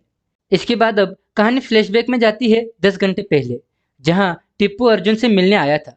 टीपू यहाँ पर अर्जुन को बताता है कि गांची साहब धीरे धीरे होश में आ रहे हैं, इसलिए जुगनू ये डील पूरी करना चाहता है, इसलिए वो अपने पूरी गैंग लेकर माल लेने के लिए आएगा। जुगनू ने आज तक कोई बड़ा काम नहीं किया है और इस डील से बड़ा काम कोई हो ही नहीं सकता, और आपके पास तो बड़ी फौज भी नहीं है जो गांची गैंग को रोक सके। इसलिए वो दोनों यहाँ पर एक प्लान बनाते हैं कि हम एसपी मिश्रा की मदद लेंगे। एसपी मिश्रा जैसे इस माल को दूसरी तरफ शिफ्ट करेगा, जुगनू के लोगों को पता चल ही जाएगा और जब उस जगह पर हमला होगा, मैं चुपके से उस वेयर हाउस में घुस जाऊंगा और ट्रक को वहां से निकाल दूंगा। और प्लान के मुताबिक ऐसा ही होता है। टीपू वहां पर बंटी के साथ पहुंच जाता है। दूसरी तरफ वहां पर एसपी मिश्रा और जुगनू की गैंग के बीच लड़ाई हो रही थी, इसलिए टीपू चुपचाप से यहाँ से ट्रक को लेके चला जाता है। और जब जुगनू की गैंग यहाँ पर आती है तो उन्हें ट्रक नहीं मिलता। तो अब अर्जुन के कहने पर टीपू उस ट्रक को एक जंगल में लेके जाता है। यहाँ पर वो कुछ पेड़ पर मार्क्स भी बना देता है, जिससे सुकांतो को यह माल ढूंढने में आसानी हो। इसके बाद वो सुकांतो के पास पहुंच जाता है अपने दोस्तों के साथ। यहाँ आने के बाद टीपू सुकांतो को उस जंगल का रास्ता और उस ट्रक की लोकेशन भी बता देता है। दूसरी तरफ अर्जुन टीपू के फोन का इंतजार कर रहा था। जैसे ही उसके पास एक कॉल आता है, वो कॉल को उठाता है, लेकिन ये फोन अर्जुन की वाइफ का था। वो उसे कहती है कि मुझे तुमसे जरूरी बात करनी है, क्योंकि उसे अर्जुन पर शक हो रहा था। तो यहाँ पर अर्जुन कहता है कि मुझे एक जरूरी काम है और वो फोन कट कर देता है। दूसरी बार जब फोन की घंटी बजती है और अर्जुन जब उसे उठाता है, तो इस बार टिप्पू का कॉल था। टिप्पू अर्जुन से कहता है कि काम अच्छे से हो गया है और मैंने सुकांतो को ट्रक की लोकेशन भी बता दी है। अर्जुन यहाँ पर पूछता है कि उस शूटआउट में कौन मारा गया, लेकिन टिप्पू कहता है कि जब गोलीबारी चालू थी तब मैं पीछे से गया था ट्रक लेने, इसलिए मुझे पता नहीं है कि वहां पर क्या हुआ था।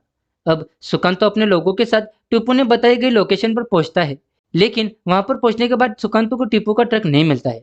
जहां उसने लोकेशन बताई थी वहां पर ट्रक नहीं था। इसके बाद कहानी फिर से फ्लैशबैक में पहुंचती है और करीब 30 मिनट पहले का फ्लैशबैक दिखाया जाता है, जब यहाँ पर अर्जुन सर के पास एक और कॉल आया था और इस बार फोन आया था आत्माराम का। इस फोन पर आत्माराम ने कुछ ऐसी बात कही थी कि ना चाहते हुए भी सुकांतो से पहले अर्जुन को उस ट्रक को वहां से निकालना पड़ा, इसीलिए सुकांतो को वहां पर टिप्पू का ट्रक नहीं मिल पाया। अब 5 घंटे पहले का सीन दिखाया जाता है, जहां हम नन्नू और उसके दोस्तों को देखते हैं। यहाँ पर नन्नू गंगाराम से गुस्सा तो था, लेकिन थोड़ी देर बाद ये दोस्त बन जाते हैं और अब वो डिसाइड करते हैं कि ज्योत्सना को वो जरूर मनाएंगे। इसलिए वो ज्योत्सना के लिए एक लेटर लिखते हैं, लेकिन गंगू यहाँ से कुछ जरूरी काम है कहकर चला जाता है और नन्नू का दूसरा दोस्त नन्नू को कहता है कि तुम ज्योत्सना को रैप गा कर मनाओ। ज्योत्सना जब स्कूल से वापस लौट रही थी तब यहाँ पर नन्नू माफी वाला रैप गाकर उसे मनाता है, लेकिन थोड़ी देर में यहाँ पर कुछ लोग आते हैं और ज्योत्सना को किडनैप करने लगते हैं। यहाँ पर नन्नू उसे बचाने की कोशिश करता है, तो वो लोग नन्नू को भी पकड़ लेते हैं। ये देखकर गंगाराम और उसका दोस्त उस गाड़ी का पीछा करने लगते हैं। थोड़ी दूर तक पीछा करने के बाद उन्हें चंद्रलेखा मिलती है और गंगू से बताता है कि कुछ लोग ज्योत्सना और नन्नू को किडनैप करके लेके गए हैं और यहाँ पर चंद्रलेखा अपनी लूना के साथ उस गाड़ी का पीछा करने लगती है। ये उस जगह पर पहुंच जाते हैं जहाँ पर किडनैपर्स की गाड़ी खड़ी थी। चंद्रलेखा यहाँ पर गंगू के दोस्त को कहती है कि तुम जाओ जल्दी से पुलिस बुलाकर लाओ। वो लड़का लेखा की लूना लेकर चला जाता है। यहाँ पर आत्माराम भी था, जो कि अपनी गाड़ी लेकर कहीं पर जा रहा था। इसके बाद हम ज्योत्सना और नन्नू को देखते हैं, जो उस सुनसान खंडर में थे और इस खंडर के बाहर हम लेखा और गंगू को देखते हैं। गंगू यहाँ पर लेखा से कहता है कि हम उन पर अटैक कर सकते हैं क्योंकि मेरे पास गन है। लेखा उससे पूछती है कि तुम्हारे पास ये गन कैसा है, तो गंगू कहता है कि जब बाबू टाइगर मारा गया था तब उसने मुझे उसकी गन का रास्ता बताया था, इसलिए ये गन मेरे पास है। लेकिन लेखा यहाँ पर उसे कहती है कि इस गन को हम यूज नहीं करने वाले हैं, इसलिए इसे छुपा के रखो। अब आगे हमें पता चलता है कि ज्योत्सना को आत्माराम ने किडनैप किया था और अर्जुन को कॉल करके उस ट्रक को अपने पास लाने को कहा था। यहाँ पर अर्जुन समझ गया था कि यह काम किसने करवाया होगा। वो समझ गया था कि यह काम धीरज ने करवाया है। फिर इसके बाद 8 घंटे पहले का एक सीन दिखाया जाता है, जहाँ पर धीरज आत्माराम से मिला था। वो आत्माराम से कहता है कि क्या तुम मेरे साथ काम करोगे, क्योंकि मैं तुम्हें बहुत सारा पैसा दूंगा। आत्माराम धीरज से हाथ मिला लेता है। इसके बाद हम देखते हैं कि गंगू और लेखा को आत्माराम के लोगों ने पकड़ लिया था। उनके सामने आत्माराम भी खड़ा था। वो उन्हें मारने ही वाला था, तभी गंगू अपने पॉकेट से गन निकालता है और वो यहाँ पर आत्माराम को गोली चलाने ही वाला था, लेकिन यहाँ पर आत्माराम भी अपना चाकू निकाल लेता है। यह देखकर गंगू गोली चला देता है, लेकिन फायरिंग के झटके से वो दूर जाकर गिरता है। और फिर कहानी एक बार फिर से फ्लैशबैक में जाती है, जहाँ पर जुगनू को अफीम का ट्रक नहीं मिला था, लेकिन उसे निर्मल की लाश मिल गई थी। वो उसे देखकर बहुत ही ज्यादा रोता है, क्योंकि निर्मल उसका एक लौता दोस्त था। यहाँ पर जुगनू बहुत ही ज्यादा उदास था, क्योंकि उसने अपने दोस्त को खो दिया था। वो यहाँ से सीधा उस ढाबे के पास जाता है जहाँ पर उसे सुकांतो की पूरी गैंग नजर आती है। यहाँ पर जुगनू अपने आदमियों को सुकांतो के ऊपर हमला करने को कह देता है।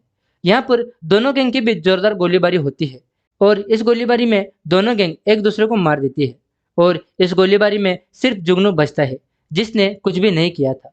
अब कहानी फिर से प्रेजेंट में आती है और हम गंगू को देखते हैं जो नीचे गिर गया था। ये देखकर आत्माराम डर गया था। अब लेखा गंगू को लेकर भाग जाती है और इनके साथ ज्योत्सना और नन्नू भी थे। लेकिन जैसे वो भागते हैं उसने आत्माराम आकर खड़ा हो जाता है। वो धीरे धीरे इनके नजदीक आ रहा था क्योंकि वो सबको मारने वाला था। लेकिन तभी यहाँ पर टीपू अपनी वैन लेके आता है और अनजाने में वो आत्माराम को उड़ा देता है। इस वजह से आत्माराम दूर जाके गिरता है। ऐसा लगता है जैसे आत्माराम मर गया है। अब फिर से हमें एक फ्लैशबैक की स्टोरी देखने को मिलती है जहाँ टीपू अपने वैन में जा रहा था। लेकिन तभी उसे गंगाराम का दोस्त नजर आता है जो लेखा की लुन्ना लेकर पुलिस वालों के पास जा रहा था। गंगू का दोस्त टीपू को सब कुछ सच बता देता है और इसी वजह से टीपू अपनी वैन को लेकर फुल स्पीड में उस जगह पर पहुंच जाता है और आत्माराम को अपनी वैन से उड़ा देता है। इसका मतलब टीपू ने ही आत्माराम को मारा है। इसके बाद वो सभी लोगों को लेकर यहाँ से जाने लगता है। लेकिन तभी आत्माराम के लोग इन पर गोलियां चलाने लगते हैं जिनका ये बहादुरी से सामना तो कर रहे थे लेकिन इनका निशाना नहीं लग रहा था। थोड़ी देर बाद यहाँ पर ट्रक लेकर अर्जुन आ जाता है। अर्जुन यहाँ पर आते ही गोलियां चलाने लगता है और सभी लोगों को मार देता है। अब अर्जुन यहाँ पर टीपू और अपनी बेटी ज्योत्सना से मिलता है। सभी लोग अब सेफ थे लेकिन तब यहाँ पर अर्जुन को पता चलता है कि धीरज वो ट्रक लेके जा रहा है। तब यहाँ पर अर्जुन तुरंत धीरज के पास पहुंचता है और इनके बीच एक तगड़ी फाइट होती है। दोस्तों, धीरज नहीं चाहता था कि अर्जुन डायरेक्ट प्रताप से डील करे क्योंकि इन दोनों के बीच धीरज था और अगर अर्जुन डायरेक्ट प्रताप से हाथ मिलाएगा तो इसको एक भी पैसा नहीं मिलेगा। इसलिए अब वो पूरी अफीम को लेना चाहता था। दूसरी तरफ टीपू सारे लोगों के साथ था। तभी यहाँ पर गंगाराम टीपू को एक गन देता है और कहता है कि ये गन तुम्हारे पिताजी की है और उन्होंने मेरे कान में एक बात बोली थी लेकिन इतने लड़ाई झगड़े के बाद मैं उस बात को भूल गया हूँ। लेकिन जैसे वो बात मुझे याद आएगी मैं तुम्हें वो बता दूंगा। इसके बाद वो यहाँ से जाने लगते हैं। वहीं दूसरी तरफ अर्जुन ने धीरज को मात दे दी थी। अब टीपू और सभी लोग जाने लगते हैं लेकिन तभी उन्हें पता चलता है कि आत्माराम यहाँ पर नहीं है। इसका मतलब आत्माराम अभी जिंदा है और 7 जिंदगियों के वरदान वाली बात सच थी। तो अब टीपू सभी को भेज देता है और खुद अकेला आत्माराम का सामना करने चला जाता है। आत्माराम यहाँ पर टीपू को पकड़ लेता है और उसे 4 कट मारने ही वाला होता है और जैसे वो 3 कट मारता है टीपू आत्माराम को धक्का दे देता है और अब जैसे ही आखिरी कट मारने के लिए आत्माराम आगे बढ़ता है टीपू अपने पॉकेट से अपने पिताजी की गन निकालता है और आत्माराम को गोली मार देता है और गोली लगने की वजह से आत्माराम दूर जाके गिरता है और वो एक बार और मारा जाता है और टीपू की हालत भी बहुत ज़्यादा क्रिटिकल थी। इसलिए सभी लोग टीपू को तुरंत हॉस्पिटल लेके जाने के लिए निकलते हैं। रास्ते में टीपू लेखा को रस्सी देता है 50 किलो अफीम की और उससे कहता है कि मैंने मेरे पिताजी और दोस्त का बदला ले लिया है। इतना कहकर वो बेहोश हो जाता है। दूसरी तरफ हम जेल में प्रताप को देखते हैं जिसके पास अर्जुन का कॉल आया है।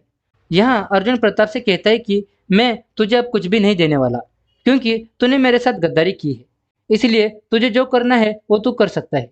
इतना कहकर अर्जुन कॉल कट कर देता है। वही यामिनी भी अर्जुन से मिलने आती है। वो यहाँ पर उनकी पिक्स के नेगेटिव्स अर्जुन के हवाले कर देती है और कहती है कि आज के बाद तुम्हें डरने की कोई ज़रूरत नहीं है। तभी अर्जुन यामिनी से कहता है कि मैं मेरी वाइफ को सब कुछ सच सच बताने वाला हूँ।